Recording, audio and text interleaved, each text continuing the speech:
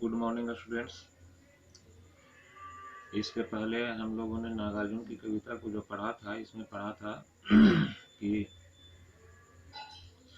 नागार्जुन जो है सो कह दीजिए कि अपनी पत्नी या बच्चे की माँ के प्रति धन्यता को प्रकट किया था। कहा था कि माँ तुम्हारी धन्य है, साथ में बच्चे को भी धन्य कहा था कि तुम्हें ऐसी माँ मिली।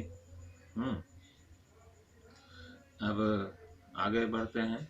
आगे की पंक्ति है, चीर प्रवासी मैं इतर मैं अन्य, इस अतिथि से प्रिय तुम्हारा क्या रहा संपर्क, उंगलियां भी कराती रही मधुपर्क, देखते तुम इधर कनखी मार, और होती जब भी आंखें चार, तब तुम्हारी दंतुरित मुस्कान मुझे लगती बड़ी ही छविमान।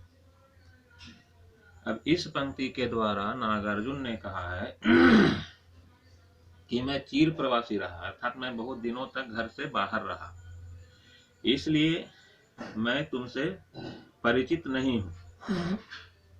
मुझ अतिथि से तुम्हारा संपर्क जो है सो कभी नहीं हुआ, इसलिए तुम मुझे पहचानते या जानते नहीं हो। तुम्हारी माँ ने जो तुम्हारा पालन पोषण किया, उसने तुम्हें मधुपर्क दिया, मधुपर्क का पान कराया, वह भी अपनी उंगलियों से। अब यहाँ पर मधुपर्क का पान कराना अपनी उंगलियों से, इसका अर्थ ये है कि माँ के हाथों का स्पर्श जो है सो बालक के लिए एक जादू के समान है। स्टूडेंट्स, माँ के हाथों का स्पर्श जो है सो बालक के लिए एक जादू के समान है। वे अंगुलियां जो हैं सो बालक को क्या कहें, बालक माँ के हाथ के स्पर्श को पा करके धन्य होते हैं, उन्हें ताकत मिलती है और उन्हें आनंद का अनुभव होता है। इसीलिए मधुपर्क के बारे में कहा गया कि मधुपर्क का पान कराया गया माँ के द्वारा अपनी उंगलियों से। वास्तव में माँ के प्रेम और स्नेह को ही मधुपर्क कहा गया है। मधुपर्क जो है वह दूध दही मधु, इसका मिश्रण जो है सो इसको मधुपर्क कहा गया है। और आगे कहते हैं कि जब तुम्हारी तिरछी नजर, कनखी मार करके देखने से तात्पर्य है तुम देखते तुम इधर कनखी मार, अर्थात तुम्हारी तिरछी नजर, तुम जब तिरछी नजर से हमें देखते हो और हमारी आंखें जब आपस में मिल जाती हैं, और तब तुम हमें पहचानने का प्रयास करते हो, और उस समय तुम्हारी दंतुरित मुस्कान जो है सो दिख पड़ती है, अर्थात तुम्हारी मुस्कान बिखर जाती है और उस समय तुम्हारे छोटे छोटे दांत जो है सो दिखने लगते हैं, और वह मुस्कान, दंतुरित मुस्कान जो है सो हमें बहुत ही अच्छा लगा।